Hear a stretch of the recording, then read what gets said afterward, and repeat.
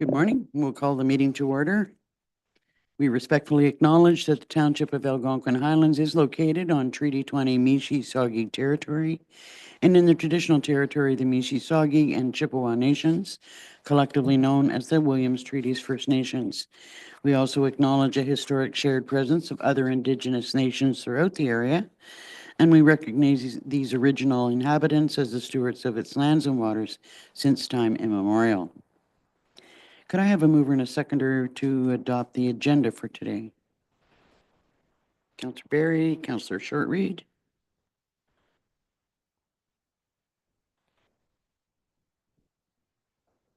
Moved by Councillor Berry, seconded by Councillor Shortreed. Be it resolved, the February 20th, 2025 agenda be approved as circulated. All in favor? That's carried. Is there any disclosure of pecuniary interest or general nature thereof? Hearing none.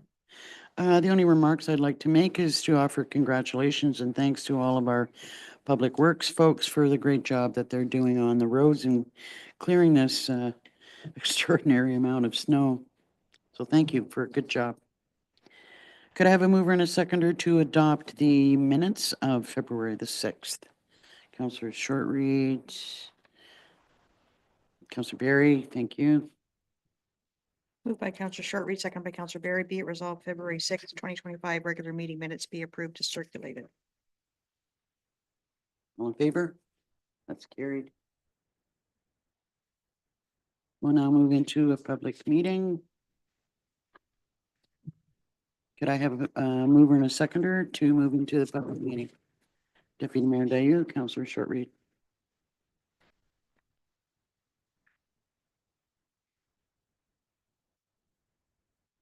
Moved by Deputy Mayor Dayu, seconded by Councillor Shortreed. Be it resolved, Council adjourns its regular meeting at 9:02 a.m. in order to proceed into a public meeting for zoning bylaw amendment application AHZBA 1024, part of lot 18, concession 11, geographic township of Sherburne, Bedard. All in favor? That's carried. Good morning, Mr. O'Callaghan. If you could summarize the purpose and effect of the proposed bylaw and anything that's significant to the application. Thank you. The subject lands are zoned shoreline residential 2 with exception 17.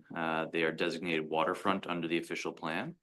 The property is approximately 0.48 acres in area with 12.8 meters of frontage on Quagama Lake. Surrounding uses are generally shoreline residential and crown land. The lands are currently developed with a dwelling, 2 sheds, a sleeping cabin, and a dock. The applicant is proposing to demolish the existing 452 square foot single-story dwelling and construct a new 1,426 square foot 2-story dwelling. The purpose and effect of the zoning bylaw amendment is to rezone the lands from shoreline residential 2, exception 17, to shoreline residential 2 with an additional exception to permit the redevelopment and expansion of a legal non-complying dwelling. The proposed exceptions are to permit relief from the following sections of the zoning bylaw. And that's 1, from section 4.14.94 to increase the maximum gross floor area permitted from 40% to 216% for the purpose of constructing a 1,426 square foot dwelling. 2, from section 4.14.9 of the zoning bylaw to increase the maximum height increase permitted from 40% to 135%. And finally, from table 2 of the zoning bylaw to reduce the minimum setback from the westerly interior side lot line from 3 meters to 1.8 meters. Notice of the rezoning was posted on the property, circulated to all property owners within 120 meters of the subject lands, posted on the township website and circulated to all prescribed agencies.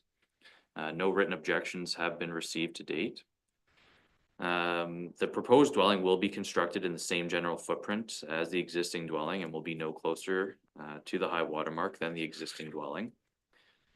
Existing site infrastructure, including the driveway and septic system, along with topographical constraints and lot dimensions, do limit the available building locations for the proposed dwelling that would comply with the zoning bylaw requirements.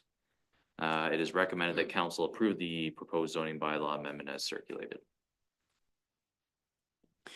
Before we hear from the applicant or agent, are there any questions for Sean? I'm sorry, for Mr. O'Callahan. Any questions? Is the applicant or their agent here and wishes to speak? If you wish to speak, sir, you'll have to come to the desk so you can be heard through the microphone. I am the applicant on behalf of myself and my two sons. We are the three owners of the property. The property itself, or the cottage itself that's on the land, was built in the mid-1950s. It's a prefab structure. It's really at the end of its useful life. We would have to spend an awful lot of money on it to rehab it. I understand it's half the size of a cottage if somebody wanted to build a new one. I think your minimum is now something like 800 square feet and it's only 400.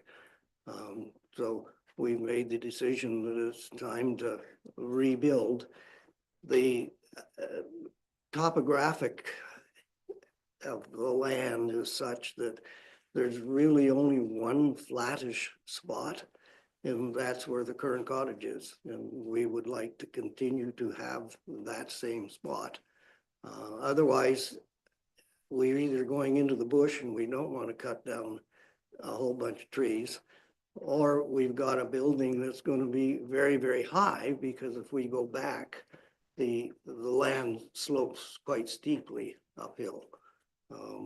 So we have come to Sean, Mr. O'Callahan, sorry, and he has guided us through our application, and I find him extremely professional to deal with.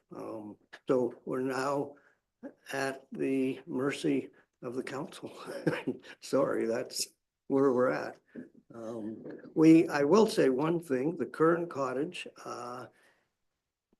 extends onto the property next door by about 4 feet.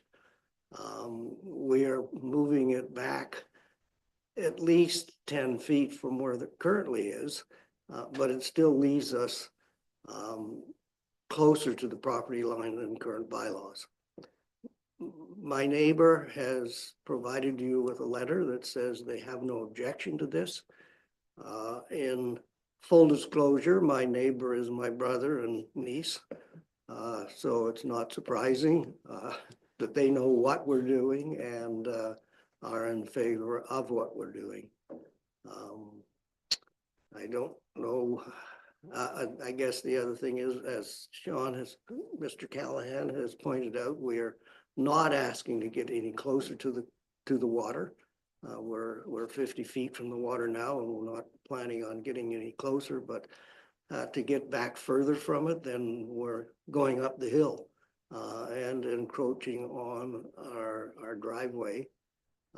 We do have to move one of the buildings that we have. And we're quite prepared to do, we have to do it in order to build. But to still have that building there somewhere on the property, we can't move our new building very far to the east because of the property line on the other side. It is a very narrow property. I think you have seen the layout of the plan. So, Any questions for the applicant?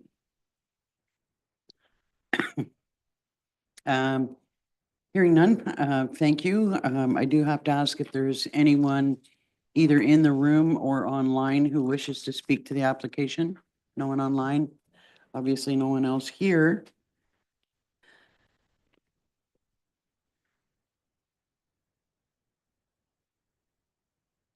I do have to note that if anyone wishes a copy of the decision, they can make that request in writing to our clerk, Ms. Newhook.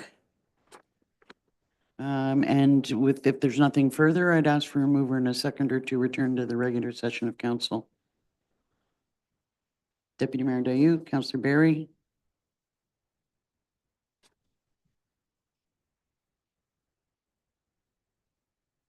Moved by Deputy Mayor Dayu, second Seconded by Counselor Barry. Be it resolved, council adjourns the public meeting at 9:09 a.m. and the regular meeting resumed. So am I to understand that the bylaw comes under, is under the bylaw section? Pardon me? I thought I did that. Okay. Could I have a mover and a seconder to adjourn the public meeting? Councillor Shortreed and Barry.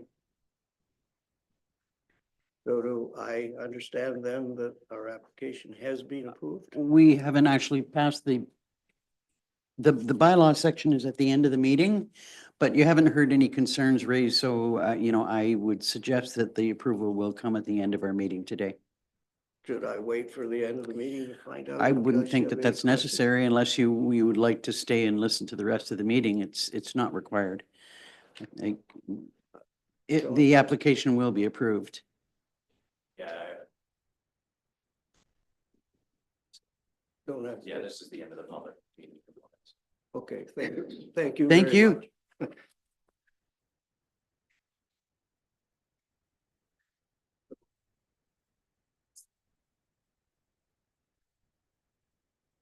So could I have a mover and a seconder to receive the planner's report and direct that the bylaw be brought forward at the end of the meeting? Deputy Mayor Dayu, Councillor Barry.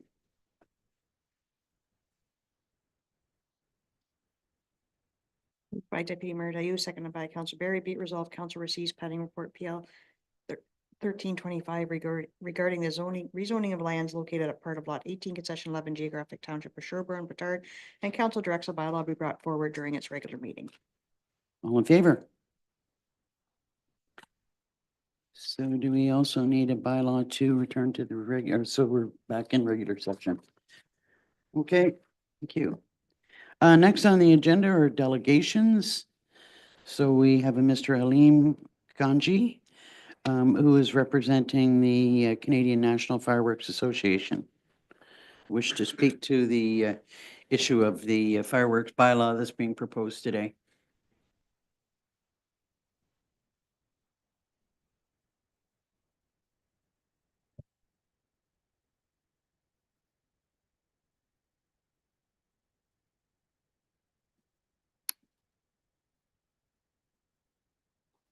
Good morning, Madam Mayor, members of council. Just want to make sure you can hear and see me okay. Can everybody hear? Go ahead with your presentation. Good morning. Good morning to you. Thank you so much, Madam Mayor, members of council, staff, for having me this morning. I apologize for not being with you in person. Full disclosure, my family does have a property on North Curry Road in the beautiful community, not too far, obviously, from Algonquin, Highlands. So I do frequent the area, even in the snow, but unfortunately, I'm not up there today. Thank you for taking the time. I'm going to ask staff just by an audible next if they could go to the next slide, please. I don't see the presentation, so I'm not sure what slide we're on. Maybe we could pause the time until it gets up, please.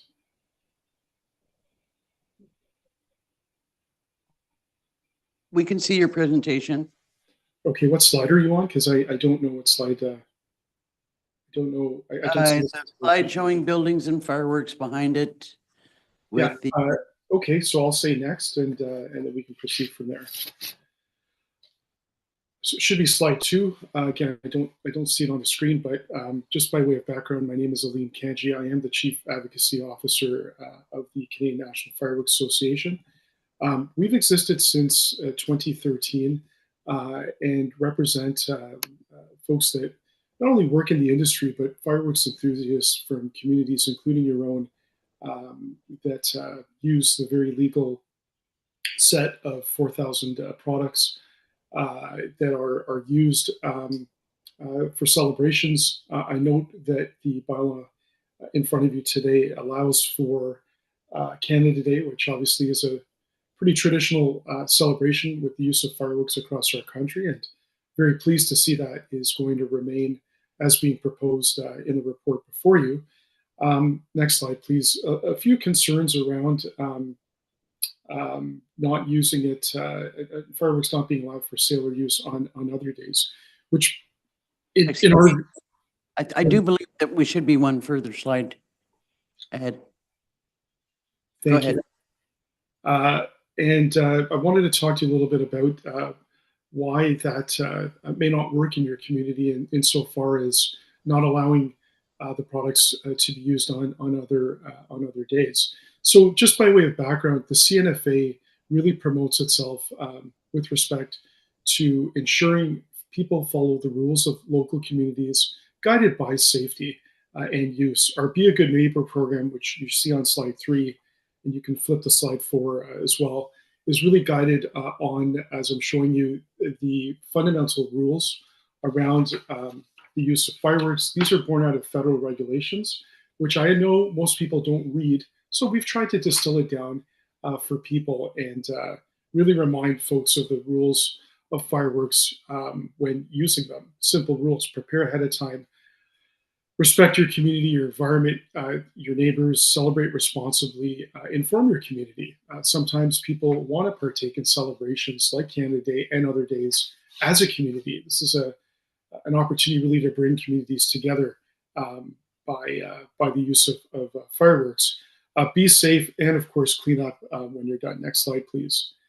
Our education program, as you can see by our Be a Good Neighbor program, is evident in terms of some of the public relations campaigns we've used in communities across the country, wherein fireworks are allowed to be used. Wherein they're not allowed to be used, it makes it a little bit more difficult for us to work in communities. And I know some of you have been at AMO and FCM in the past. I've been there myself, and I've had the opportunity, I know, to speak with folks from your community and other communities as well.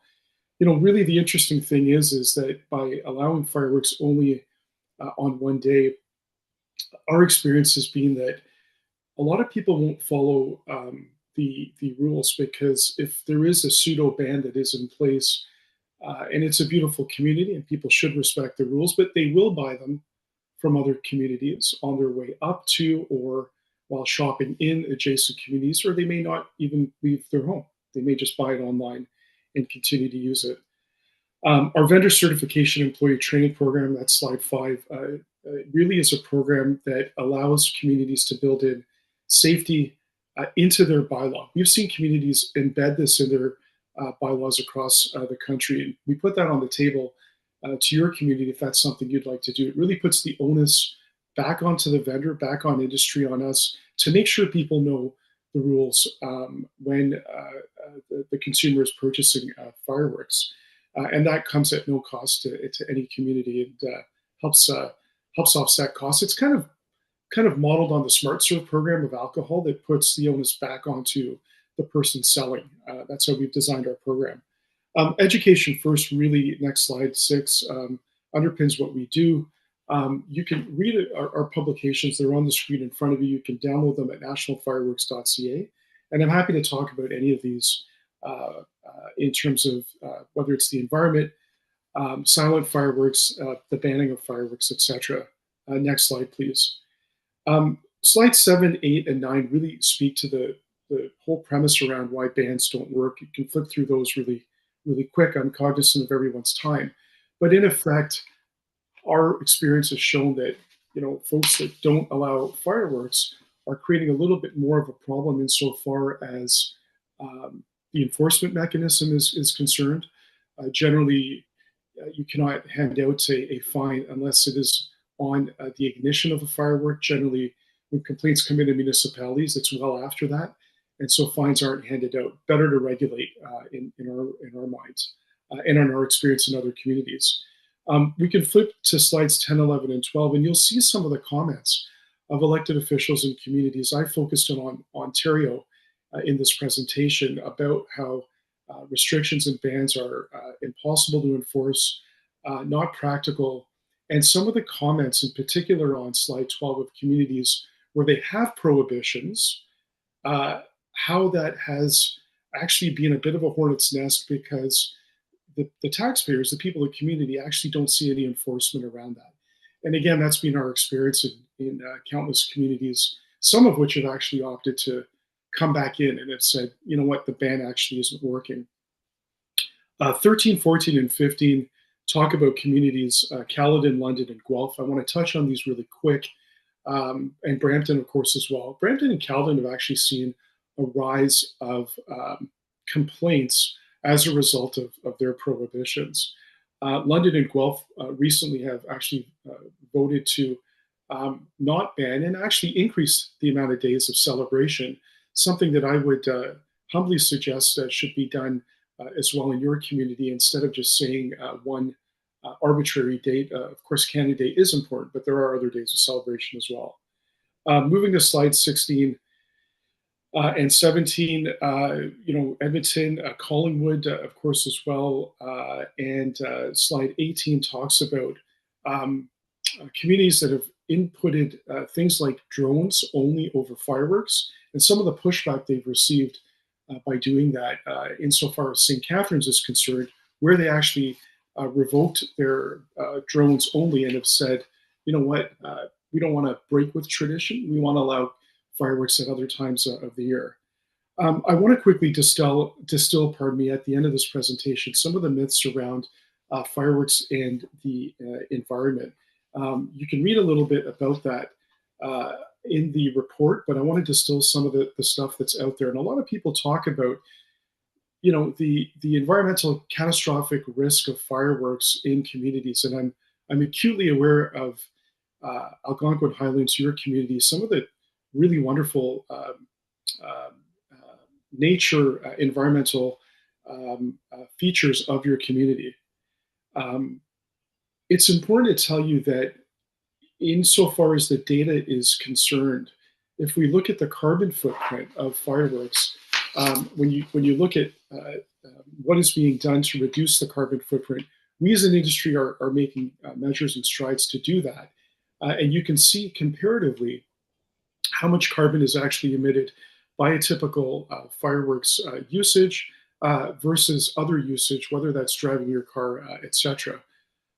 More to the point, on slide 20, we can look to a report that was done by our government that talks about the air quality impact of fireworks, something that often gets talked about, a lot of hyperbole around this, but in actual reality, there is no air quality impact to fireworks. And on the last slide, I think it's important to note as well, I mean, a lot of people talk about pets and the impact, to our wildlife. You know, we take our cues from SPCAs from across the country who remind people to follow the rules, right? Keep your pet indoors when fireworks are being used, maybe allow them to relieve themselves before. We always know when fireworks are being used on Canada Day, as your bylaw is prescribing. So maybe take your pet out outside of those hours. But, to suggest that there is environmental damage, birds are going to die and lakes are going to be polluted, there is no scientific evidence and nothing that has been said by our federal government that regulates the over 4,000 products that are allowed to be sold and used in your community that would suggest that. So in closing, I would say this. I would ask that you really look holistically at fireworks. You don't look at it from the context of just one day. There are other days of celebration. People need to follow the rules. We're not asking for fireworks to be used 24/7. I think the timelines and the time frame of Canada Day, as prescribed in your suggested bylaw, are great in terms of the timing. We would extend that to other days that are commonly used in other Ontario cities, be that May 2-4 or some of the other days. And I'm happy to work with your staff on that and on our vendor certification employee training program, if that can be embedded to create a more holistic safety perspective for fireworks in your community. And with that, I'd be happy to take your questions. And I thank you so much for allowing me to spend some time with you this morning. Thank you. I will make a couple of comments before I go to questions or comments from members of council. As you may be aware, we have conducted a survey of our residents to see what their desires are. And, you know, consistently, there has been a desire for a reduction in the use of fireworks. And in fact, many of our residents were looking for a total ban. And we have stuck with ensuring that there are fireworks displays allowed in Canada Day, as well as permits that people can apply for. You know, I think that you're obviously, because you've spent some time in this area, you're aware that we do have a different environment than some of the examples you've given us. Absolutely. And we do have concerns about the lakes and the amount of detritus that goes into our lakes. The fact that there is extreme danger of forest fires.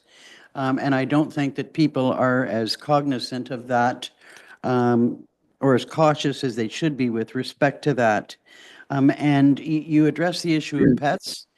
And while people are responsible to look after their pets, we've had a lot of concerns raised about wildlife, and the impact on wildlife in our area. Mhm. And that's part of our environment. You've touched on the point of the challenges associated with enforcement, and we recognize that there is a challenge associated with that, along with other bylaws. But what I do believe is that for the most part, a bylaw will at least reduce the concerns that we have, that there are more people in the community that are willing to follow the rules than not. So that's our ultimate goal, that we would see a significant reduction in the amount of fireworks that are put off. If I may, I'm not looking for an argument. I'm just making comments, and I would look to members of council to ask any questions or make comments on their own, and then you can follow up with responses to that. thank you, Madam Mayor. Are there any questions from members of council? Deputy Mayor Dayu. Thank you for your presentation, and thank you, Madam Mayor, for your comments as well, which I agree. Mr. Kenji, may I ask quite plainly, would you ever advocate for fireworks to be set off in the middle of a public zoo? Through you, Madam Mayor, to the Deputy Mayor, and I'd like to address that question, but I'd like to say before I do that I'm not aware of any municipality in the world that would allow for fireworks to be used in a public zoo. If that's something that you feel your residents would like, I'd be curious as to why that approach would be taken. No, it's actually the opposite of that. We live in a place of pristine natural beauty. Algonquin Highlands is comprised of 90% crown land with relatively intact ecosystems that you don't see elsewhere in Southern Ontario. And it is tantamount to living in a zoo. The number of birds, species at risk, mammals of all descriptions, of all sizes, the density of wildlife around our cottages, because we are cottage country, is tantamount to living in the middle of a public zoo. So if you do not agree with the idea of setting off fireworks in the middle of a zoo, I would say that same principle should apply to Algonquin Highlands. And I'm glad that it does. I'm glad that we've got our bylaw, which does find that compromise that shows that some people very much do want those fireworks, and we allow that one day a year. But it is very much a compromise because it does have detrimental impacts. And I must say, if you are not of the belief that there is scientific evidence which supports the fact that fireworks has a detrimental impact on wildlife, I would encourage you to go into Google Scholar, not onto Google Search, but Google Scholar, where you will find several studies which are academic studies, scientific academic studies, which do suggest there is a high correlation between disturbance to wildlife and fireworks. So I'd like to take my evidence from sources like that. And Sure. I would also, I'd finally say I very much with the mayor. Indeed, I'm sure bans don't work 100%, but I have sure appreciated the reduction, the voluntary reduction in fireworks use across Algonquin Highlands since we've been restricting our dates. And I think, you know, any step in that direction is a good step in that direction for our community, because we are in such a particular environment, which is not Guelph, it's not Brampton. And so I'm quite happy with where we are. Thank you. Thank you. Thank you. And I'd like to address that because you've raised some really important questions through you, Madam Mayor, to the deputy. And I just want to read you a few things, if I may. Our own provincial Ministry of Natural Resources, and again, I encourage you to read what I provided to staff in the presentation. You can read it at nationalfireworks.ca. And I'd like to read this to you, if I may. The Ministry of Natural Resources and Forestry said in a report from 2019, and I quote, "There are likely no long-term negative impacts associated with occasional fireworks use throughout the year," unquote. There's also a quote in the report by the Royal Society for the Protection of Birds. This is a UK-based bird conservation charity, very reputable around the world. And I quote, "There is little evidence to suggest that fireworks harm wild birds or affect their conservation status," unquote. So, you know, I recognize there's a lot of passion in the community. I, of course, mentioned to you at the outset that I'm also part of the community. I know a survey was done of 500 folks in the community. I'm not sure how many people filled out the survey multiple times, or those that may not have had the chance to reply to it that are from the community. But you know, this notion of environmental catastrophic damage to lakes and wildlife is completely unfounded. There's no scientific evidence to suggest that those things are true. And in terms of the danger of forest fires, to the mayor's question, it's really important to point out the number one cause of forest fires, and we can look at the statistics, is you know, people setting off fires. Right? We've got to look at human behavior in terms of forest fires. There's none that are caused by fireworks. It's campfires, it's burn bans, and people should follow the rules that if the fire chief and the community says there's a burn ban, then they should not burn and have campfires. And you know, we follow those rules when we're up at our property, and I've been in that situation before. But to suggest that there are dangers of forest fires is extremely prejudicial, because that is not attributed to fireworks according to our government statistics in any way, shape, or form. That is a fact. And so, you know, will people follow the ban? Will they not just sit in front of their computer and order it online, or buy it from another community and use it? Again, I will strongly submit to you that's been our experience in other communities.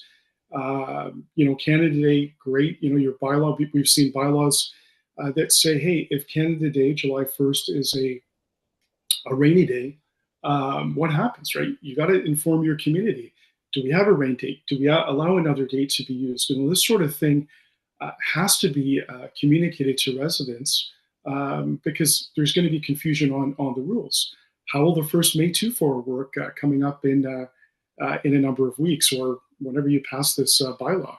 And so, you know, these are things that we really feel we can work together on to help better educate your community. I believe you've made your point, sir.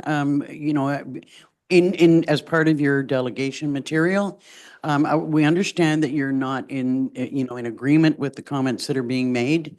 But I would just look, given the time constraints that we have, to see if there are other questions from members of council.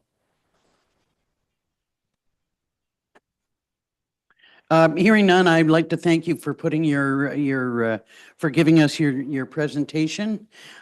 It is information that we have considered and will consider. We will be having a discussion a little bit later on in the meeting about the bylaw that's being proposed, and we'll see where we land. So I'd like to again thank you for your presentation and the information you've given to us. Thank you, Madam Mayor, members of council. I'll stick around and hear how that dialogue and decision goes on this item. Thank And you so- you're welcome to do so, although you will not be offered an opportunity to speak at that time. Of course, I understand that. Thank you so much for your time. Thank you. Um,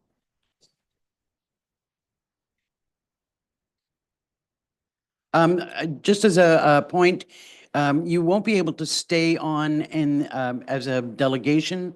You'd have to just go to our YouTube link to be able to listen to the rest of our meeting. Thanks. I'll seek to find that myself. I haven't been given that. Okay. myself, but I'll It's, see. it's on our agenda on our website.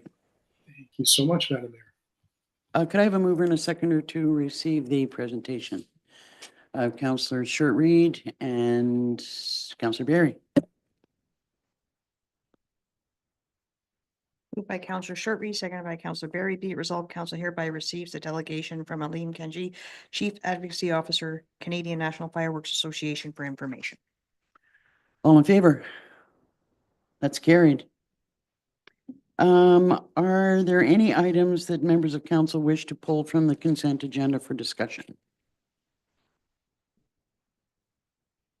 Hearing none, could I have a mover and a seconder then to approve the consent agenda? Councillors Short-Reed and Councillor Richards. Moved by Councillor Short-Reed, seconded by Councillor Richards. Be it resolved, items listed on the consent agenda are considered routine and enacted in one motion, and that each matter of business contained in the consent agenda is recorded separately in the minutes of the meeting, and the council has reviewed the consent agenda consisting of various staff reports containing proposed recommendations, and further council approve and adopt the February 20th, 2025 consent agenda and the recommendations contained in the staff report, and direct staff to proceed with all necessary administrative actions. All in favor? That's carried. Thank you. Next up is building and bylaw. Welcome, Mr. Moore. Good morning, Mayor and Council. So first up is your monthly activity report. Yes, thank you. Yeah, an uneventful month to start out the year. 9 building permits, 1 septic permit. Looks like we took in about 7,800 in permit fees and had a construction value of $770,000. Are there any questions or comments from council on the monthly activity report? Hearing none, could I have a mover and a seconder to receive it? Councillor Short-Reed, Deputy Mayor Dayu.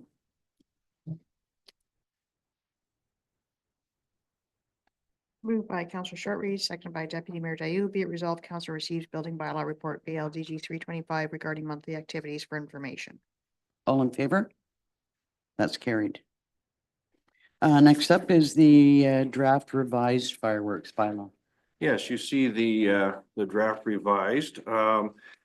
At the December 12th meeting, council will remember that following a public survey that staff were directed to bring this draft revised fireworks bylaw back that prohibits fireworks except on Canada Day. So the draft bylaw is before you for further consideration. Happy to answer any questions. Questions or comments about the draft bylaw? Seeing none, I've got a Deputy Mayor Dayu. Thank you. I would like to further support this bylaw and the continued restrictions of these dates. I had just taken a very brief look on Google Scholar, as I suggested to our delegate, and see several high-class articles from Oxford University, from ResearchNet, from ResearchGate, I should say, abundantly offering evidence that there is detrimental impact on wildlife. And I would just like to be said for the record that I could not disagree more with his comments that there is no scientific evidence about this. And if his organization chooses not to believe it, that's another question altogether. But the evidence is there, and any member of our community can very easily find that evidence should they wish to do their own investigations. Thank you. Other comments or questions? A couple of comments that I wanted to make, one was with respect to the, I'll have to forego that question. It was about the flying lanterns and no person being able to sell flying lanterns, but I see that's been removed from the bylaw. So my concern was how we would stop people from selling any fireworks material. Councillor Richards, you had a question or a comment? Comment question. I just wanted clarification on the permitting process. Are we looking at that as being only like for like a large gathering display where the fire chief would issue the permit? Or is that at you know, any time outside of Canada Day? Thank you. That was going to be my question, so I appreciate your comment. Mr. Moore, can you respond to that question? Well, I'd like to be able to try here. My first thought was going to be it was for display fireworks only. I don't think there was individual household permits that would be sought, but I'm going to need to research that a little further, unfortunately. He comments about any person who holds a valid display supervisory certificate could apply. Then that's what we're looking at then. So permits for display fireworks only, which would be to the purview of the fire chief. So again, to the when this could take place, I'm not seeing it right off as whether or not it would be a stat holiday, like a normal fireworks display, or whether it would be just a celebration in general, which they could apply for. So I apologize for that. I would have to find that information. The bylaw does say that that the fireworks would only be set off on the day or days specified by the permit. So that would suggest that it could be pretty much any day. Anytime, yeah. I would suspect that it would be for some form of special event, so wedding, birthday. Does that answer your question, Councillor Richards? Or did you want to Well, add? I mean, it answers my question. You know, my big concerns with setting off fireworks is the reality is, I think it's an education issue. We do live, it's very true, we do live in an area that's very different than the city environment of Mississauga or Toronto. We're around, you know, a lot of wildlife, we're around a lot of trees, and the risk of fire is definitely there much more so than in the city. Which is why I have always supported fireworks being done by permit only.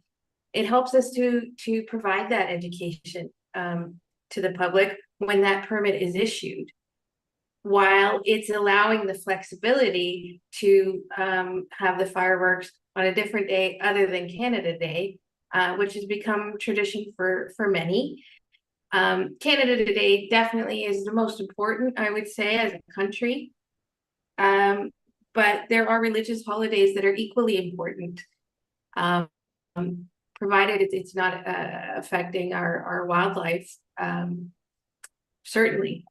So that's the way I prefer to go is by controlling with permit, by controlling with that education to the public. And I think that by doing that and complicating the process, we're inherently, you know, educating our public better on how to do it safely and properly. And I think there would be less doing it that way, because we all know this is going to be very difficult to enforce. And we're hoping that the public accepts it anyway. Two points as a follow-up to your comments. I think that the fact that they were allowing people to apply for a permit, as long as they're properly certified, is our compromise position that would allow for other specific holidays or events that people really do want to celebrate. And I think that I would look to or ask council to encourage our Environment and Stewardship Committee to do a little bit of work on education.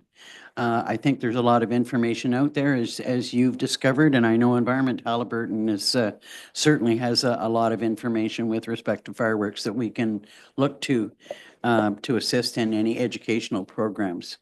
Madam CIO, I have a comment.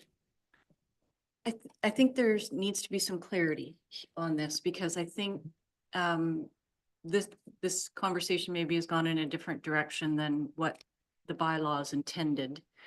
The bylaw, display fireworks, a permit is required for Canada Day. Council directed that they were only allowed on Canada Day. So consumer fireworks can be let off on Canada Day without a permit, but display fireworks require a permit, but it's only for Canada Day. So if council's looking for permits on other days, the bylaw will need to come back for revision.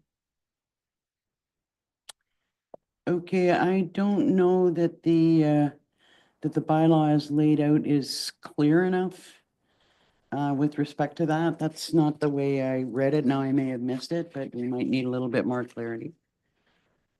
Go ahead.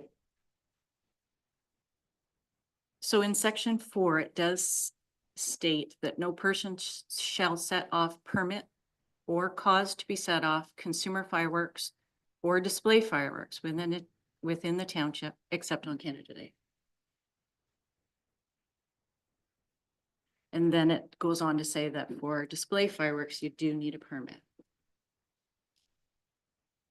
So the permits are related specifically to Fire Day, to Canada Day. Yes. Deputy Mayor Dayu? The clarification by the CAO is how I remember the conversation and is how I read the bylaw. However, I read the bylaw remembering the conversation. So if you think that there may be some confusion for a new reader, then perhaps that could be addressed. But I read it and saw what we had discussed in the meeting. Yeah, I had just looked at the permit section and it read to me as if I think maybe we need to reiterate under the permit section that it's, you know, with respect to Canada Day fireworks, so that it's clear, because it kind of reads like you could apply for a permit for, you know, say you were having a wedding or there was some other religious event that was being held. But that, I mean, that's at the wish of council. Is it clear enough for you as it stands, or do you think that a little more clarity? I mean, I'm thinking maybe there's a little more clarity required if I read it and misunderstood it myself. Deputy Mayor Dayu? I'm never opposed to a little bit more clarity, but I wonder if it's something that we could just approve as amended, and then, because it is such a small little addition, I'm sure it would be great. I'm seeing nodding heads. Any other comment? Okay, so could I have a mover and a seconder then to approve the draft bylaw as amended? Deputy Mayor Dayu, Councillor Shortreed.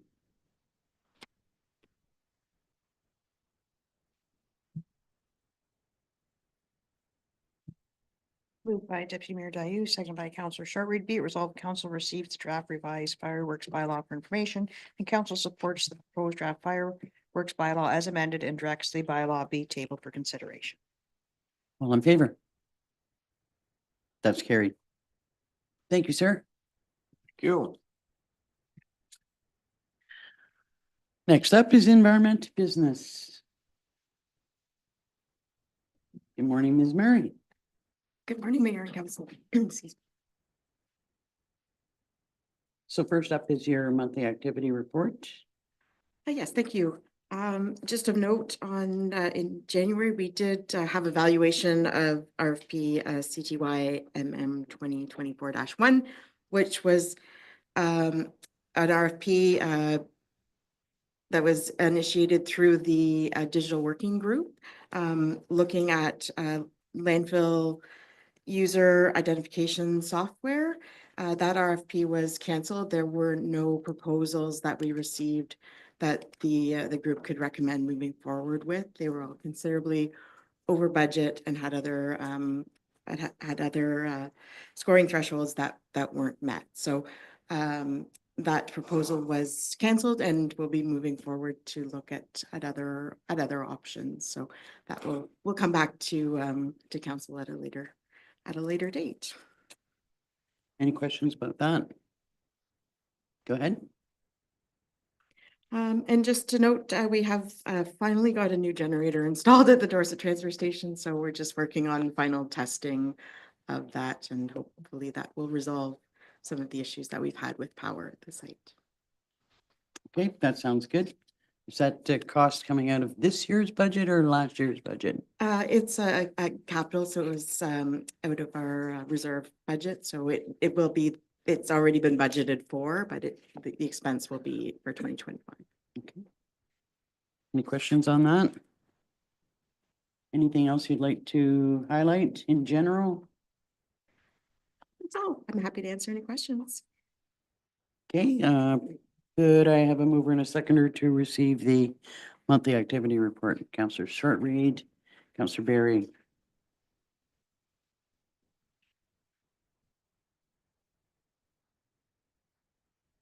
Moved by Councillor Shortreed, second by Councillor Berry. Be it resolved, council receives environmental report EB 225 regarding monthly activities for information.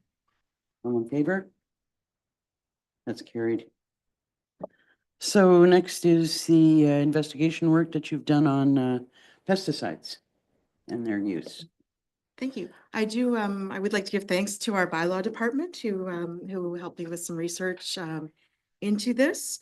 And in working with them, we did discover that the township unfortunately is not able to enact a bylaw that addresses the use, sale, offer for sale or transfer of a pesticide for cosmetic purposes. And cosmetic is defined by anything that's not essential. So it wouldn't cover anything for, health and safety or anything like that. So those have different regulatory requirements.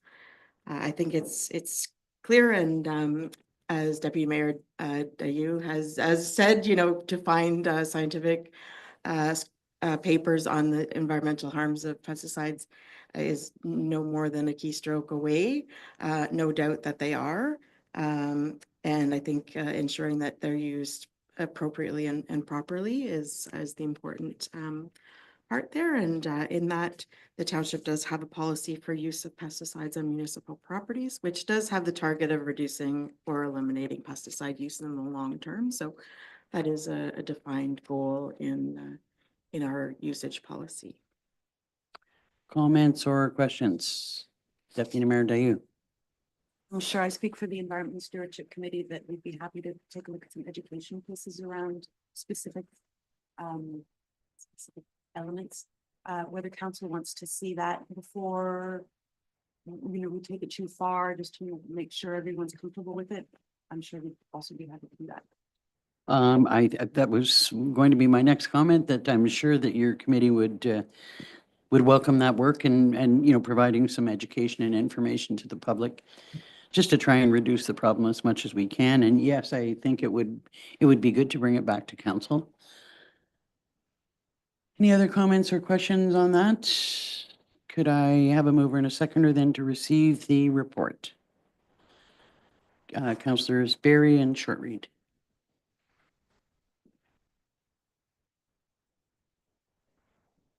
Moved by Councillor Berry, seconded by Councillor Shortreed. Be it resolved, council receives environmental report EB 325, investigation of municipal pesticide use restrictions for information. All in favor? That's carried. Thank you. Thank you very much. Next on the agenda under Public Works, the only item for discussion is the Airport Committee's terms of reference. And that's at my request after some number of months of frustration. I might say, I will say that the members of the Airport Committee are absolutely stellar at many aspects of organizing events. They really have done a wonderful job. They're hardworking and dedicated group. However, their skills do not lie in secretarial or treasury, which is really our treasurer's responsibility, but in any kind of secretarial role. For the purposes of council's information flowing on a regular basis, on getting streamlined and well-developed agendas, on getting timely minutes to keep the council informed of our activities is very important. And that I would propose, as has been done in the past, but not recently, that rather than a member of the committee being assigned to do those secretarial duties, that the airport coordinator assume that responsibility, as has been done in the past. And I will add mea culpa with respect to the timely submission of minutes. I have been the minute taker since the committee was established, and I'm finding it challenging getting them done, submitted in a timely way. Although I have completed them all up until the last set. And anyway, I think this would help to streamline things and let the members of the committee focus on things like finding sponsors and people to participate in our events, to find, aircraft and classic cars and, all of the things that we like to do. They really do a good job of that, and their focus should be there. So I'm looking to see if there are any questions or comments, but what's being proposed is that the terms of reference be revised to provide for that. Councillor Barry, Right, so that would be amended as. the terms of reference would be amended to Sure, add that responsibility to the airport coordinator. sure, because I don't see it in here, so I just clarifying that. I think the existing terms of reference is what was attached. Madam CAO. It would just be added under the secretary position that the airport coordinator would assume that role. So I guess I would look for a mover and a seconder to approve amending the terms of reference to that responsibility going to the airport coordinator. Councillor Barry, Councillor Deputy Mayor Dayu, or did you have a question? Okay.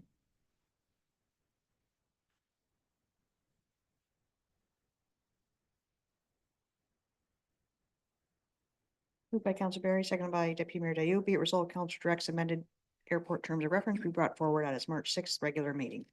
All in favor? That's carried. Okay, thank you. Next is finance.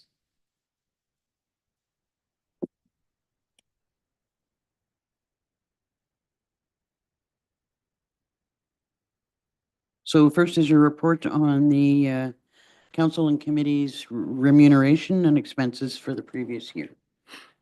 Thank you and good morning, Mayor and Council. Yes, it's just our standard report that is provided each year under Section 284 of the Municipal Act that we are to provide the council and committee remuneration and expenses for the previous year by March 31st of the following year. So nothing surprising. It's just your standard information. If anyone has any questions. Questions or comments? With respect to that, just as a comment for the public's information, because I know that there was a comment about it appears that the deputy mayor is actually compensated more than the mayor, which is not actually the case. I mean, it's a matter of the value of the benefits for a family and versus for a single person. So that's the only difference there. Go ahead. And mileage. Well, that's right. And I think mileage is a big one. I do live 45 minutes away from the township office, so I do claim for mileage. And I think most or all of the other council members do not. So there is that. Any comments or questions with respect to that? Could I have a mover and a seconder then to receive the report? Councillors Shortreed and Barry.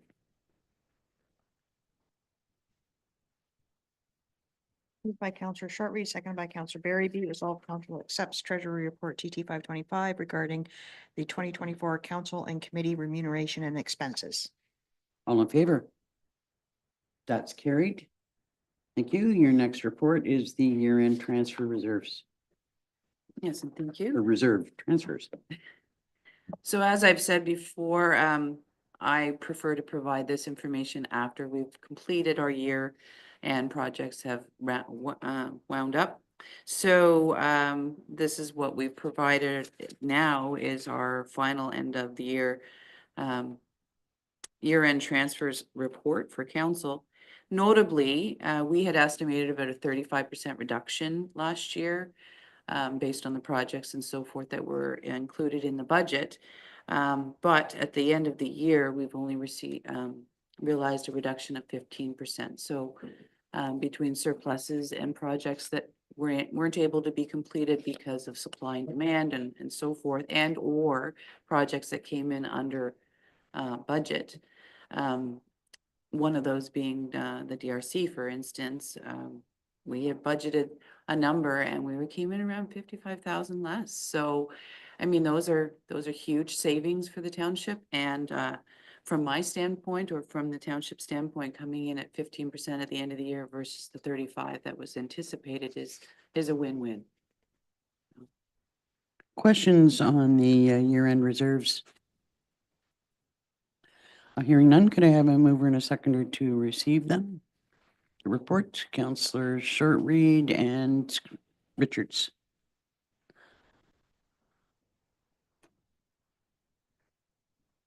Moved by Councillor Shortreed, seconded by Councillor Richards. Be it resolved, Council receives Treasury Report TT 425, summarizing the year-end balances for all reserve accounts for the Township of Algonquin Highlands. All in favor? That's carried.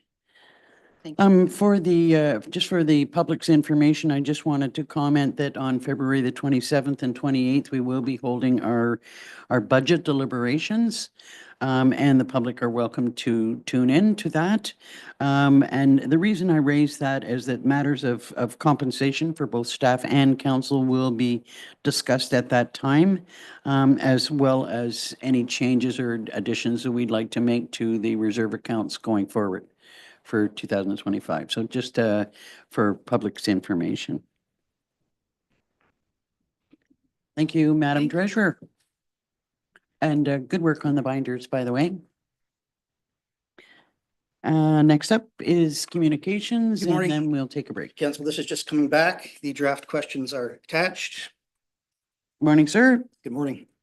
Happy to take any questions about the draft questions for the survey. Simple, straightforward. I thought it looked good. It's exactly what we were asking for, but I suspect we may have some comments or questions. Deputy Mayor Dayu. Thanks. I agree. Simple, straightforward, great. The only word that gives me concern is the word township. I wonder if there could be different interpretations of what we mean. Could some people think that we're talking about the township office administration and staff services, et cetera, versus the community of Algonquin Highlands?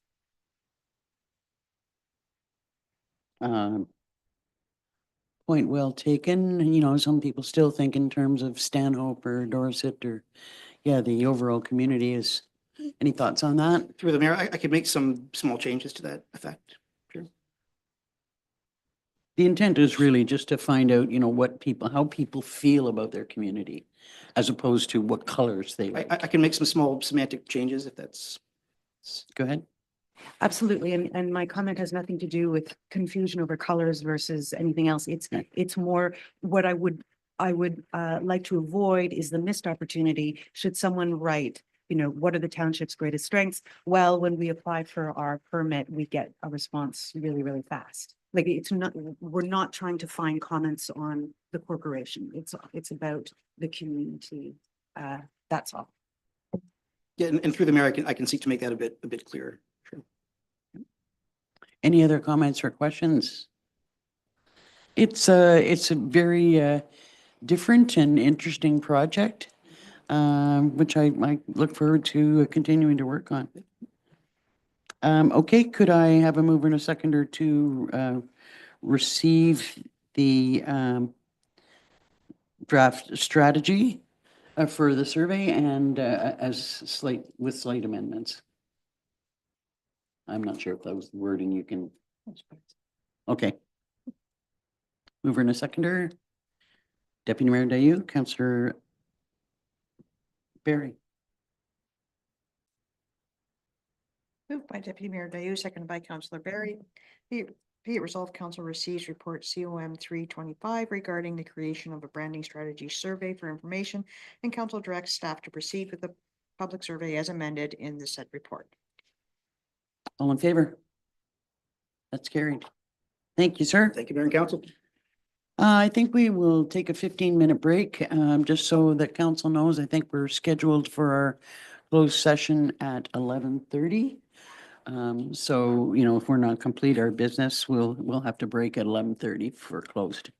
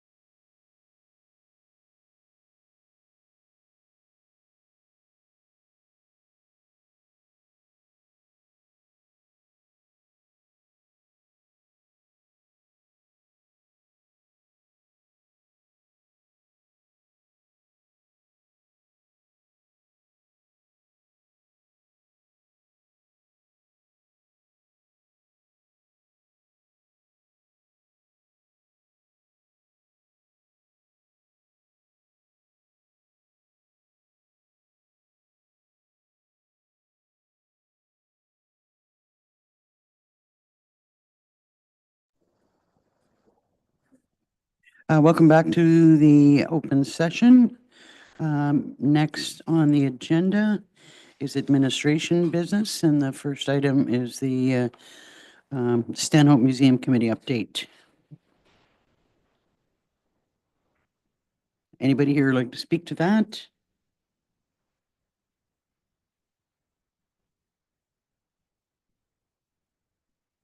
Hearing none, any questions? Okay, could I have a mover and a seconder then to receive the meeting minutes of February the 3rd? Deputy Mayor Dayu, Councillor Shortreed,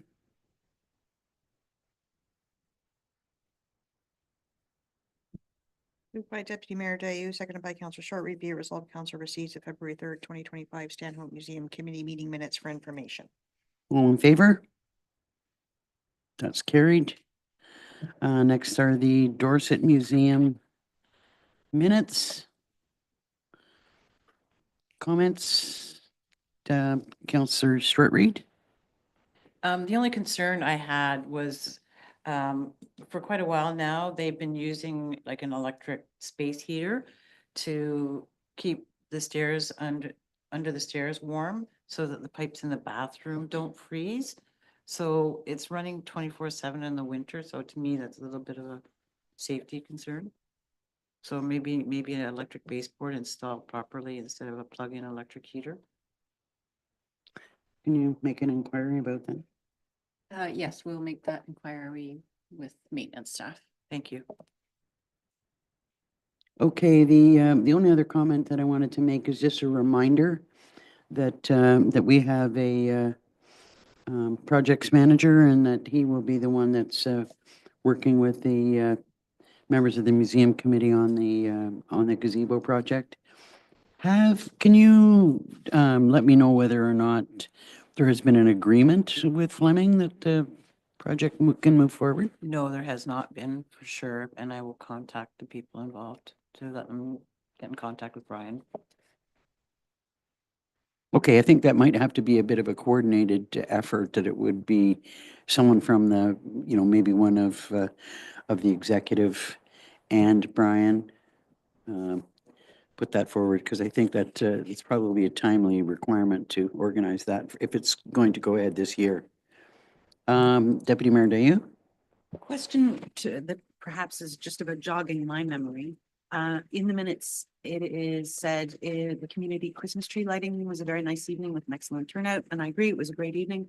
For the last couple of years, we have talked about what to do about the tree, whether we should be trying to feed it extra nutrients, whether it is time to plant a replacement tree for eventual use, the importance of getting the community involved in those decisions.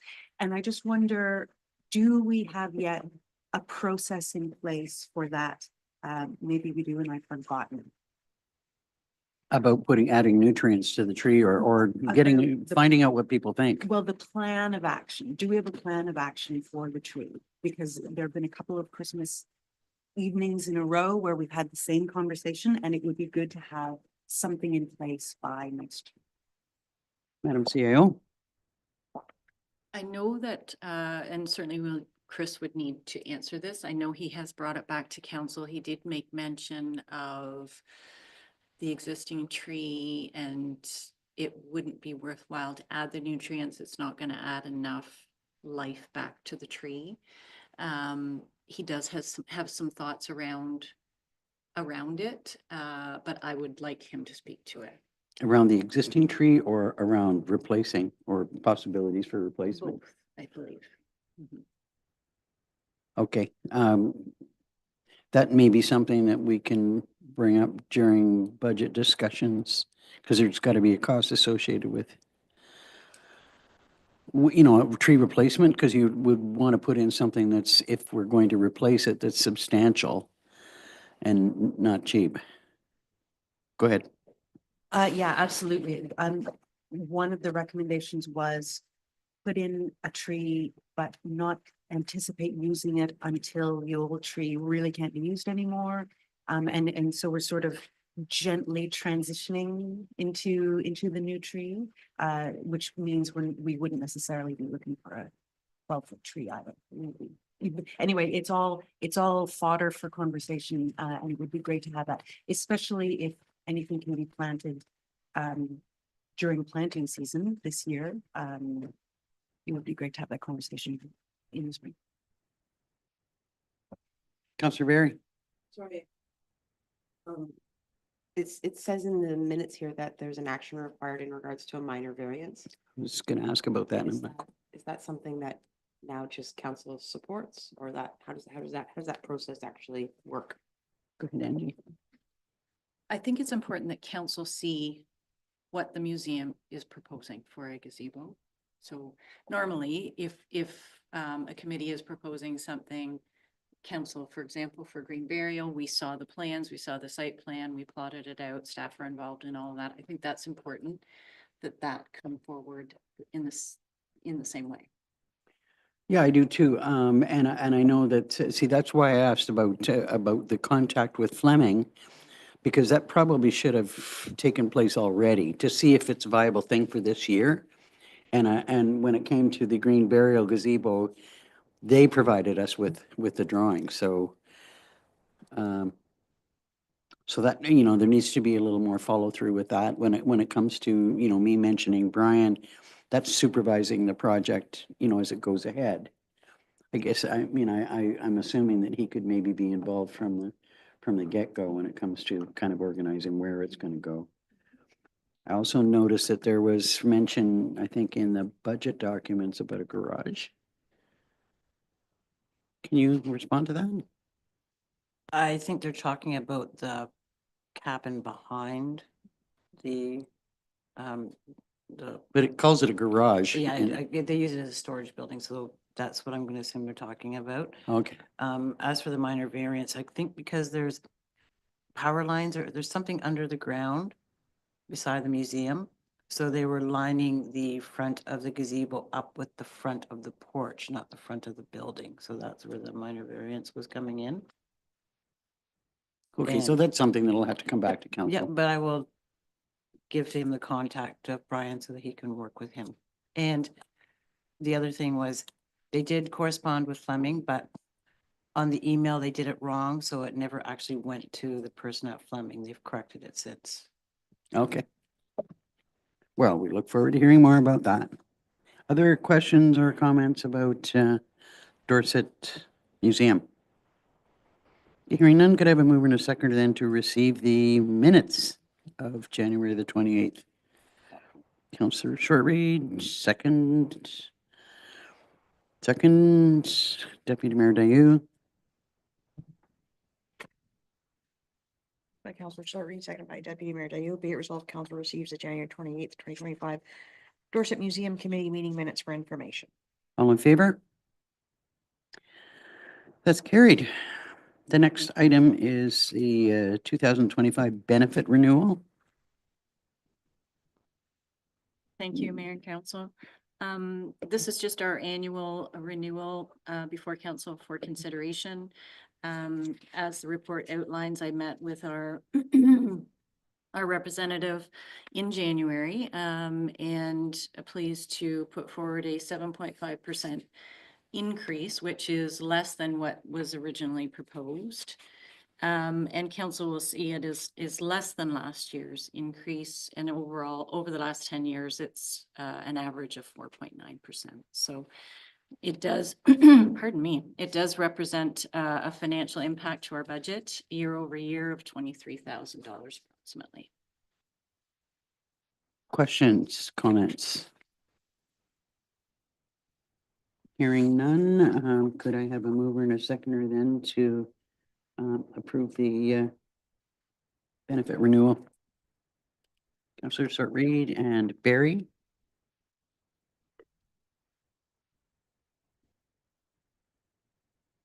Moved by Councillor Shortreed, second by Councillor Barry. Be it resolved, council acknowledge receipt of report CAO 125 regarding the 2025 benefit renewal for information, and council hereby concurs with the recommendations made in the said report and accepts the renewal from Manulife Financial for the provision of the township benefit plan for council members and full-time employees at an annual increase of 7.5%. All in favor? That's carried. Next is the draft revised overtime policy. Thank you again, Mayor and Council. This is being brought forward as part of our policy review. As council is aware, our overtime policy is from 2012. And in that policy, all of supervisory staff are allowed to accumulate 40 hours per year. And supervisory staff do not have the ability to be paid out those hours.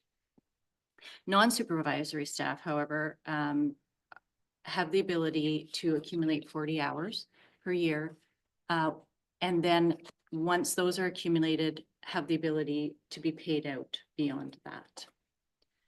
So when this policy was reviewed, it became evident that the industry standard for outside staff, for non-supervisory staff, is actually 80 hours, the ability to accumulate 80 hours per year. So that is something that I have am proposing to council to include in the policy, is that non-supervisory staff, and in the policy, I've also included our coordinators, because in 2012, we didn't have those positions. So we've included those as non-supervisory staff. The ability to accumulate 80 hours per year, and beyond that, they would be paid out. Management and supervisory staff will remain at 40, and obviously unless council directs otherwise. But it is before council for consideration, and happy to answer any questions. How does this balance out when looking at the other municipalities in the county? I have reviewed at their policies as well. It very similar, 80 hours for their non-supervisory staff. Okay, questions or comments? Hearing none, could I have a mover and a seconder then to approve an amended policy? Excuse me, Councillor Shortreed, Councillor Richards.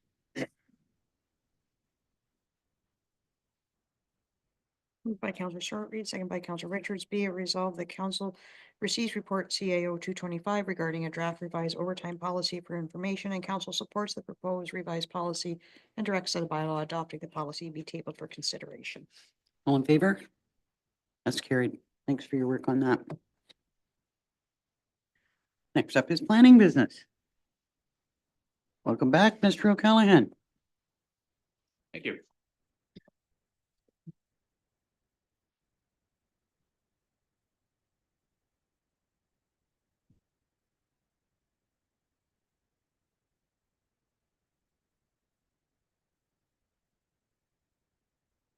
So first is an application or for pre-consultation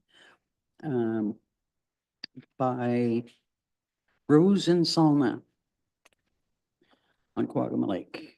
Thank you. Yes, this is an application seeking pre-consultation comments for a new lot creation on Quagga Lake. The lot is currently developed with a dwelling and accessory structures. What they're proposing is to create a new vacant lot that would meet the minimum frontage and area requirements of our planning policies. The property is accessed via a right of way, so I have included a condition that confirmation of legal access be provided as a condition of the severance should it proceed to the county.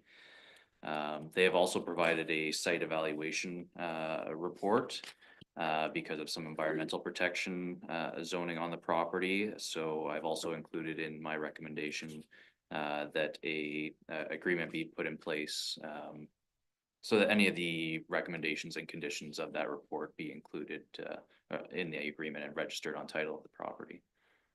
But staff are supportive of the proposal moving forward. Questions or comments?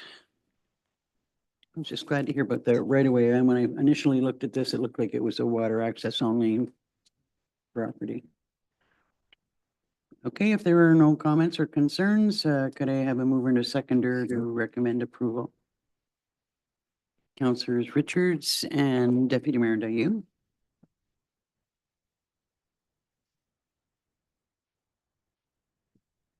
Moved by Councillor Richards, seconded by Deputy Mayor Dayu. Be it resolved, council acknowledge receipt of planning report PL 1425 regarding proposed application for consent pre-consultation located on part of lot 16, concession 10, geographic township of Sherburne, located on Kawagama Lake. And further, that council supports in principle the proposed severance, subject to the following conditions. 1, payment of taxes, including penalty and interest. 2, a copy of the draft reference plan be submitted to the planner of the Township of Algonquin Highlands for review and comment prior to the registration of the plan. 3, settlement of 5% parkland and dedication or cash in lieu in the amount of $1,000 for the severed parcel shall be paid to the Township of Algonquin Highlands pursuant to Section 51(1) of the Planning Act. 4, the registered owners are to submit a site development plan showing the proposed lot prepared by an Ontario Land Surveyor, OLS, and based upon any recommendations of the site evaluation report, and which will identify the proposed docking envelope, proposed septic systems, and all building and structures, main and accessory, within the required setback areas. 5, registered owners are to enter into a severance agreement pursuant to Section 51(26) of the Planning Act, RSO 1990, to address any recommendations of the site evaluation report and site development plan. And 6, confirmation of legal access to both the severed and retained lands. All in favor? That's carried. The next is a merger agreement by Robinson, also for pre-consultation and approval in principle. Thank you. Yes, the applicant owns 2 separate pieces of property within the Maple Lake Estates subdivision. One is a waterfront piece of property and one is a lot across the road, being a private right-of-way behind the waterfront parcel. So they're looking to construct a garage on the vacant lot. There's no principal use established on that lot. So what they're proposing to do is merge the two for purposes under the Planning Act, which would essentially tie these 2 lots together so they could never be sold individually. They would be treated as one. That way they would be able to construct the garage on the back lot without having that dwelling constructed. The dwelling on the waterfront side would serve as the principal use in this scenario. Both lots are considered undersized lots under today's standards, and our official plan does promote the merging of lots in this particular case. So in staff's review of the proposal, there's no concerns and would recommend approval, but happy to answer any questions should council have any. My first concern, on first blush was that, the possible loss of another lot for residential development, but given the fact that they're both undersized and that, we have done this before and encourage it. Unless council has any issues or questions, Deputy Mayor Dayu? No, Sean, would you just kindly confirm for all of council what you told me on the phone regarding any potential changes to the environmental protection part of the vacant lot and whether it would be put in jeopardy at all? Right, so it will not. The proposed development will be outside of the environmental protection zoning, so there's no anticipated impact as a result of this proposal. Any questions about that? Okay, could I have a mover and a seconder then to approve the application in principle? Councillor Shortreed and Barry.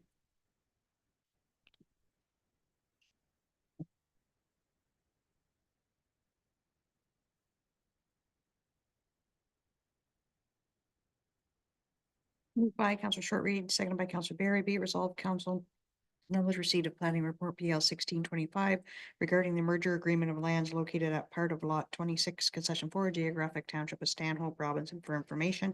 And the council concurs with a recommendation made in said report and directs staff to prepare a merger agreement. All in favor? That's carried. And finally is, well, no, not finally, next is your planning department update. Thank you. Nothing to highlight, but happy to answer any questions. Any questions on the planning update? The only points that I was kind of wondering about, there has been some discussion, although you had said that the new provincial planning policy doesn't really allow for site plan uh, review. We're wondering about dark sky policies. There's still a couple of members of council who are concerned about that, and I understand that there are some municipalities who have dark sky policies that I believe would be simply encouraging members of the public. I wonder if you've have any thoughts about that or done any investigating with respect to that? No, so the legislation has been revised to allow site plan control on waterfront properties, whereas originally it was not, it was prohibited. However, site plan control is not something that's been typically utilized, and except for specific cases, primarily commercial development on waterfront parcels of land. So I think. Sorry to put you on the spot. No, that's fine. I think developing some sort of policy, I mean, that's something we can certainly investigate further should council want to. We do already have policies in our official plan that encourage dark sky compliance. It's not something we typically receive complaints about, at least that I'm aware of. So it's not something that's been a high priority or an issue that's been raised that staff are aware of, at least. But certainly should council direct staff to look at developing some sort of additional policy or public education, we can certainly undertake that work. Deputy Mayor Dayu. When we discussed this at the time of the more recent provincial legislation change, we did discuss the idea of doing a public survey. And I know we're doing a lot of public surveys these days, but there seems to be a great uptake on them. Just to see if there would be a public interest in that. And I wonder if there is a strong public interest, maybe we could take it a couple of steps further. Yeah. Well, I think that's a good suggestion. You know, as Sean has said, we haven't had a lot of public concerns raised. I have heard concerns from a limited number of residents, but you know, they're valid and strong concerns that have been raised. I know it's been talked about several times, you know, by members of council. So I kind of like the idea of doing a survey. Thoughts on that?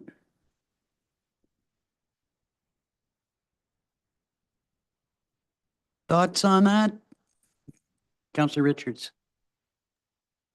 I don't really need a survey. I think it's something that is supported by the public, but if council would like to, you know, have that validated, by all means, go ahead. I think it'd be interesting to see the kind of response we get. Could we ask that Mr. Callahan and work with the communications coordinator and bring something back to council? That'd be great.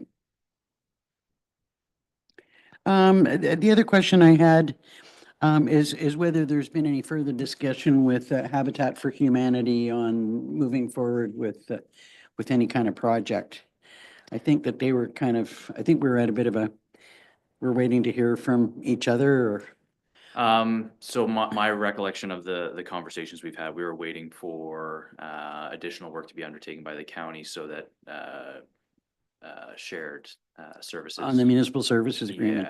Yeah. Which has been done now and only just finished recently, but there was a report, I think, on the last council agenda or the one before that.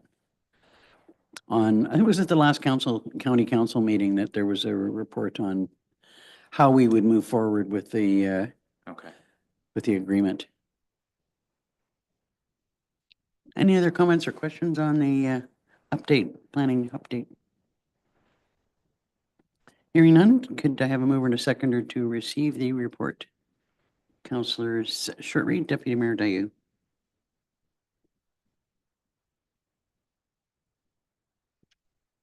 Moved by Counselor Short Reed, seconded by Deputy Mayor Dyou. Be it resolved, council receives planning report PL 1725 regarding monthly activities for information. All in favor? That's carried. And finally, under planning is the delegation of authority to the county on short-term rentals and any appeals associated with that. Is there anybody want to speak to that, or it's just a matter of giving it the nod? My understanding is it's just looking for, Approval. yeah. Okay, can I have a mover and a seconder for us to move forward with that? I think we all understood that the county would be the appeals body for short-term rentals. Councillor Short Reed. Seconded by Councillor Berry. Moved by Counselor Short Reed, seconded by Counselor Berry. Be it resolved, the council of the Township of Algonquin Highlands passed bylaw number 2024-81 being a bylaw to license, regulate, and govern the operation of short-term rentals. And whereas section 189 of the Municipal Act 2001 sets out the authority and conditions for the transfer of a lower tier power in whole or in part to an upper tier municipality. And whereas the County of Haliburton has passed bylaw number 4291 being a bylaw to empower the corporation of the County of Haliburton to assume authority for the administration of business licensing appeals in respect of short-term rental accommodations pursuant to section 189 of the Municipal Act 2001. And whereas the Council of the Township of Algonquin Highlands considers it desirable and in the public interest that the county be responsible to provide the function of hearing appeals in respect of short-term rental licensing decisions. And further, that council hereby consents to the passage of County Bylaw number 4291 being a bylaw to empower the corporation of the County of Haliburton to assume authority for the administration of business licensing appeals in respect of short-term rental accommodations pursuant to subsection 189(2) of the Municipal Act 2001. All in favor? That's carried. Thank you, sir. Thank you. Next on the agenda is the external board meetings. First up, the Dorset Partnership and Health Hub. Unfortunately, most of our snowbirds that are on the committees aren't back yet. So I don't think we're gonna have anything until probably April. When did these groups last meet? October. Okay, well, we look forward to hearing an update whenever that comes forward. Anything on the Upper Trent Water Management Partnership or Muskoka watershed? Councillor Richards.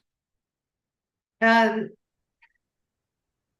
nothing new on the Upper Trent at this time. The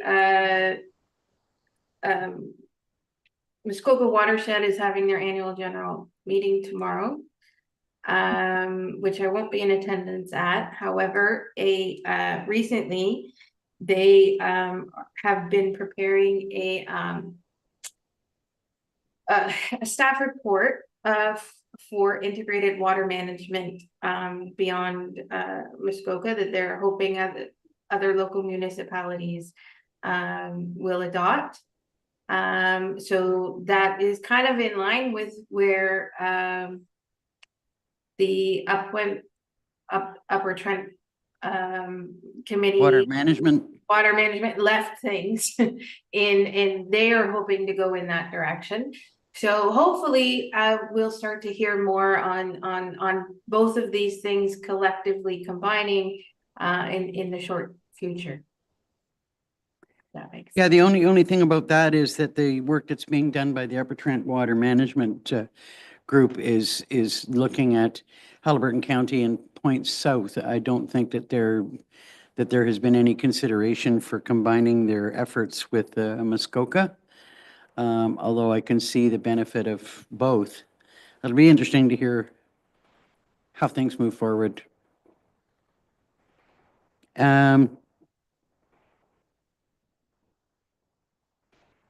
Anything I was just looking at next is the OPP.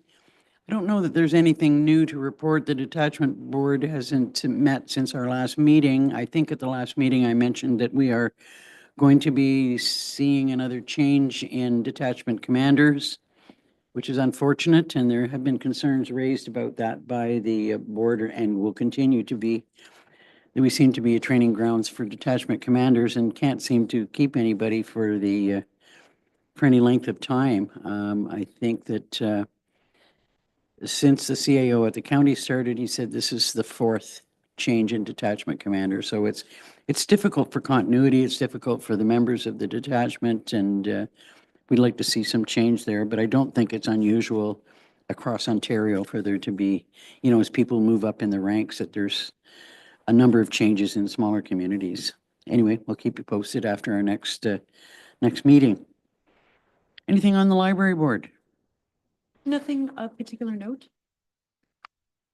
And on community safety and well-being plan, only 2 points. The first being that we are going to be considering at the next meeting transitioning from an advisory table to a committee of council structure, which could just amplify the gravitas of the voice of that committee a little bit more. This is the recommendation of the CAO of the county. So I look forward to that conversation. And second, at the last community safety and well-being meeting, we had some really frank and cathartic conversations about how difficult it is for all of the agencies involved on the board to provide services in a very rural area when provincial guidelines typically are written for urban areas, and we just can't seem to find a perfect connection with how things are structured or funded. And so we're starting to talk about how do we tell that story? How can we collect that experience and put it together in a format that can resonate with policymakers and with the general public? Very much looking to be a voice of Halliburton, of the realities of Halliburton. So I look forward to seeing how that. There'd be some challenges with that. I mean, it's like putting a square peg in a round hole in a way. And another challenge being that there's a number of different ministries that are associated with this. So getting them to kind of come together and have some understanding. We'll look forward to hearing more about that. And if I might, on the Muskoka River Watershed Communications Committee, the next meeting is coming, I think next week or the week after, and I'm so curious to attend that one because we are in a really specific circumstance right now with the amount of snow we have. And I know they're going to get into information about, what is the frost level below ground, how on average are we with regards to precipitation, et cetera, to date. And I don't know, I doubt they'll start to provide a crystal ball prognosis on freshet yet, but I think they're going to be circling the wagons in that direction, and I'll be anxious to bring back information on that. We'll look forward to that as well. With respect to county council, there was an interesting discussion about the council chambers and the decision to move the council chambers across the road to the lands building that is owned by the county and making some amendments to the main administration building to provide for more office space and general meeting space for staff. And although it was approved in the budget, it became quite a discussion when the plans were brought forward, and that what was asked for was a bit more of a breakdown on how much the costs are, between the two buildings, and a breakdown on how the changes in the admin building would work. There were some different perspectives, and there has been some discussion about the possibility of sharing of the new chambers, because Minden has been looking at having to do some work in their chambers, but there needs to be a lot more discussion about cost sharing, and there are the specific requirements in the Minden chambers on for the court services. So, we haven't prepared for taking on whatever their specific requirements are, and I'm not sure how council will resolve that question. That wasn't a big point that was, it has been brought up several times, but the bulk of the discussion was the cost of doing the work, which is, I think it was at 1.6 million overall. 1.4, yeah, anyway, a lot of money. And then the problem was that it was approved in the budget. and is now being questioned. Anyway, more information is going to come back at our next meeting. There was a discussion about increase in salaries, the possibility of increasing salaries for county council. And as I mentioned previously, the goal overall is to see more interest by younger people or people who cannot afford to quit their jobs in order to, show an interest in being on council. It just won't work for them to get a better representation of the community's population as a whole, but also the recognition that really that impacts the lower tier more than at county.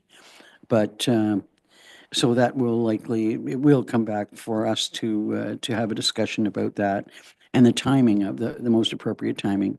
Because traditionally, although it's not legislated, but traditionally increases in members of council's remuneration take place at the beginning of a new term. And, one of the arguments that I made was that it might be easier on our budget to do it in stages as opposed to all at once, if in fact council decided they wanted to go in that direction. So we'll see where that all lands.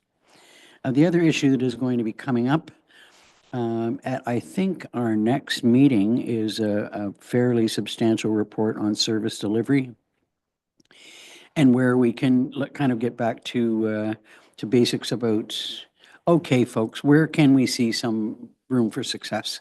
It's kind of a lot of things have been on hold. I know that staff or the associated staff are challenged with it all kind of.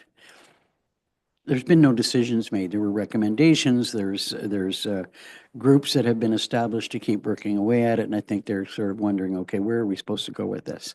So we're hoping for a pretty frank discussion about where there might be room for success. I know one of the things that has been emphasized that could possibly work has been in planning.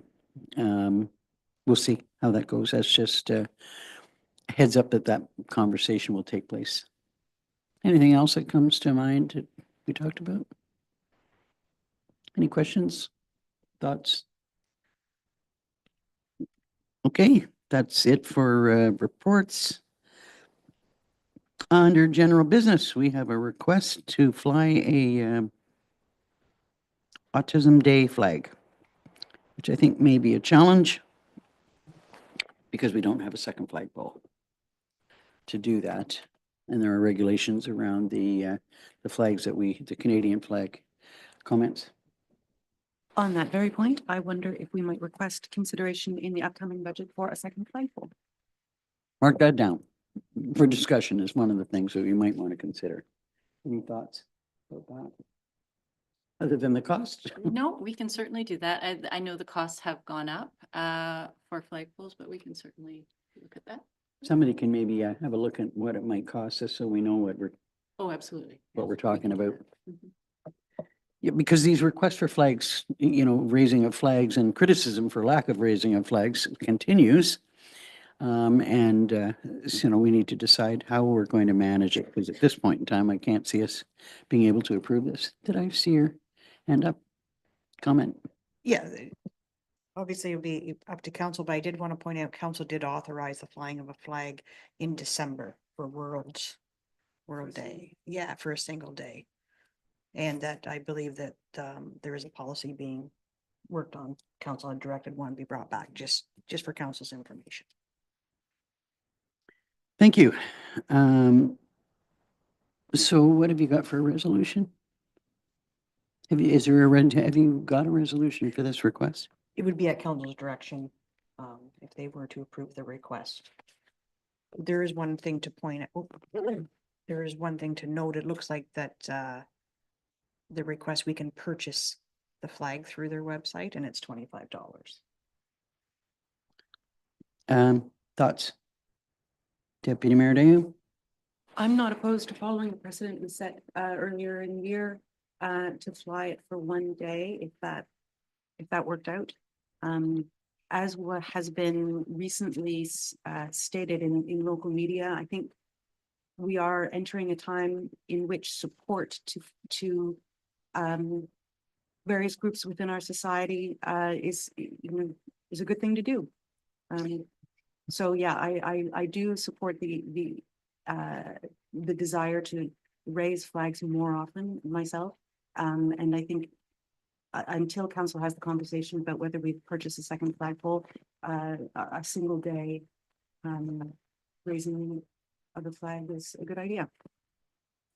I've got a couple of concerns about that. If we've got a policy in the making, I would like to see what that policy says. I'd like to see what it costs for another flagpole.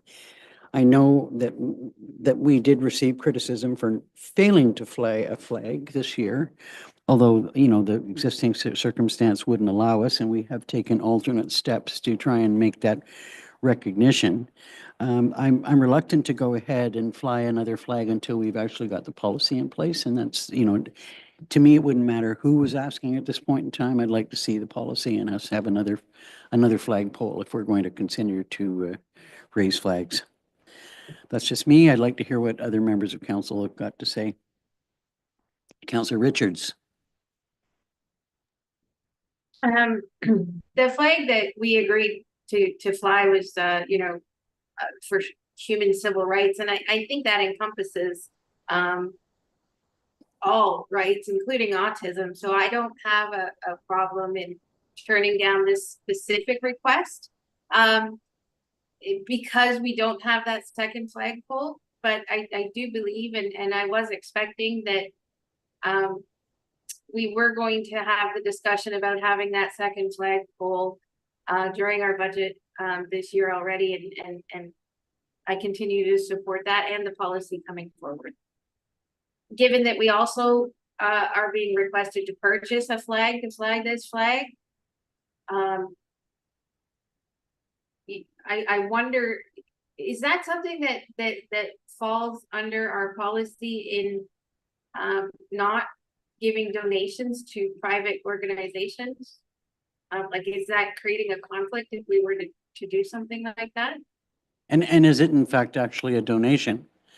But how many flags are we going to buy? Other comments? Thoughts? So are we, just clarification, are we agreeing on bringing the flagpole discussion to budget? Yes. Yes. Are we agreeing to purchase the flag before that discussion? Well, that's sort of the question that like I see deferring any further flag flying until Yeah. we've agreed. I think where my challenge is, do I support this flag raising? Absolutely. Do I support another pole? Sure, depending on the budget. But I think it's a slippery slope of the word on the street is now we have a flagpole, and who do we say yes and who do we say no to? I think that is a bit of a concern. Well, and I like Councillor Richards' comment about having flown the human rights flag, and it kind of covers a lot of different issues or concerns. Mm-hmm. Councillor Shortreed, I haven't heard from you.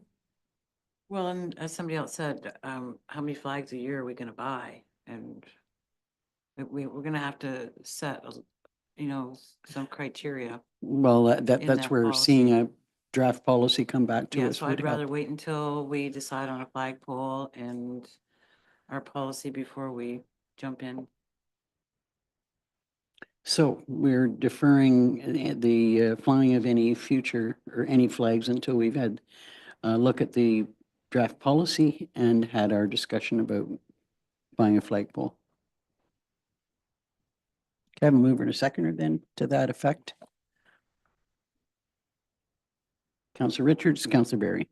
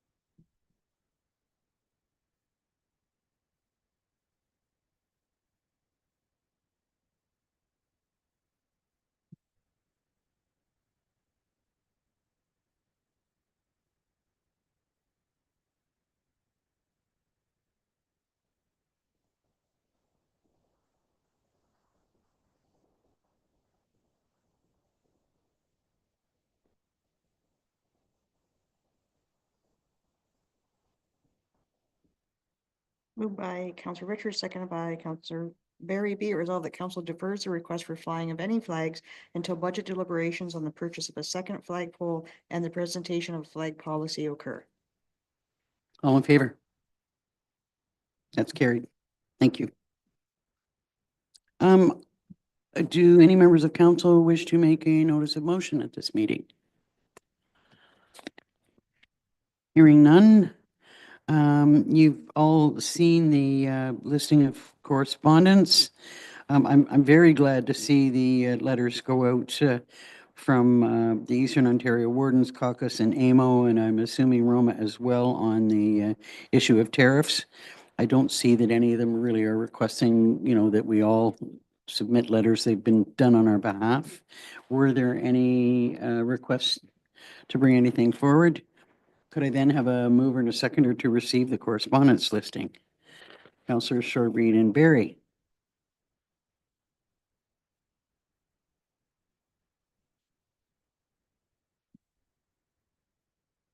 Moved by Counselor Short Reed, seconded by Counselor Barry. Be it resolved, council receives the February 20th, 2025 correspondence listing for information. All in favor? That's carried.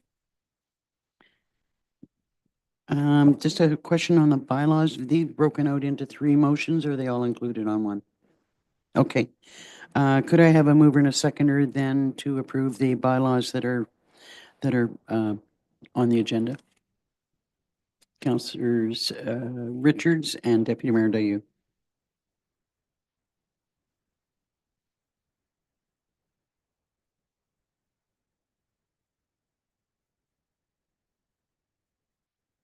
Moved by Counselor Richards, seconded by Deputy Mayor Dayu. Be it resolved that the following bylaws be received and read a first time, considered read a second and third time, and finally passed with a corporate seal affixed. 2025-17 to prohibit and regulate the sale of setting off of fireworks within the Township of Algonquin Highlands is amended. 2025-18 to adopt an overtime policy.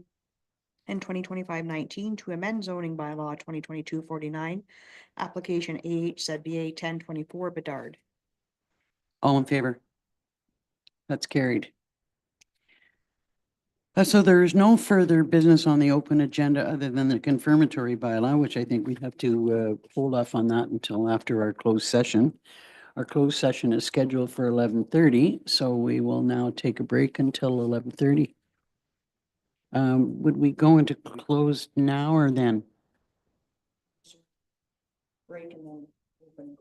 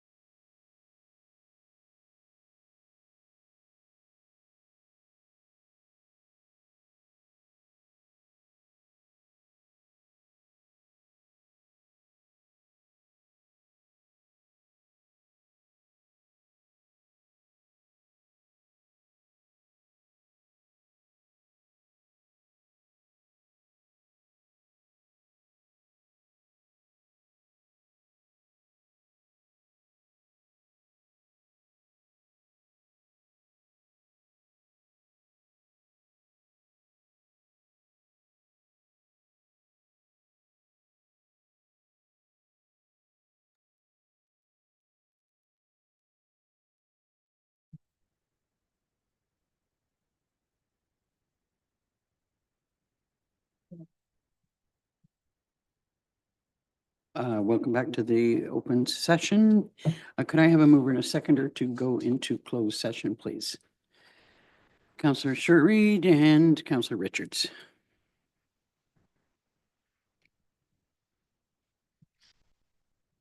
Moved by Councillor Short-Reed, second by Councillor Richards. Be it resolved, council adjourns its open session at 11:32 a.m. in order to proceed into closed session for the purpose of discussing the following. One, potential litigation and advice subject to solicitor-client privilege in accordance with section 239(2)(e) and F of the Municipal Act 2001 SO 2001 regarding potential litigation and property matter. And two, litigation and advice subject to solicitor-client privilege in accordance with section 239(2)(e) and F of the Municipal Act 2001 SO 2001, update on legal matters. All in favor? So would just be a moment.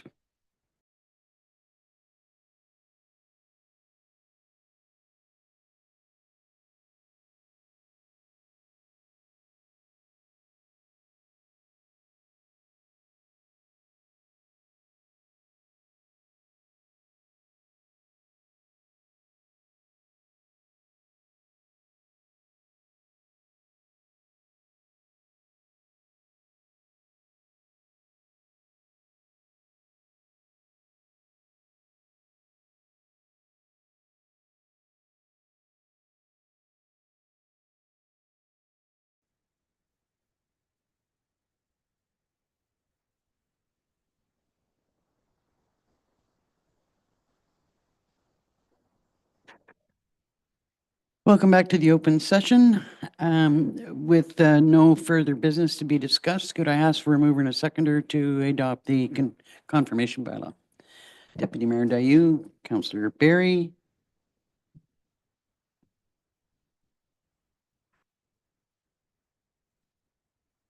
Moved by Deputy Mayor Dayu, second by Councillor Barry. Be it resolved, bylaw 2025-19 being a bylaw to confirm proceedings of council held during its February 2025 regular meeting is hereby received and read a first time, considered read a second and third time, and finally passed with the corporate seal affixed.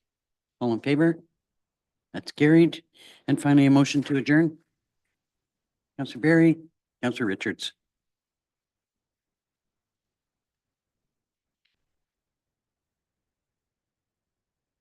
Moved by Councillor Barry, second by Councillor Richards. Be it resolved, the February 2025 meeting be adjourned at 12:43 p.m. All in favor? That's carried. Thank you, everyone.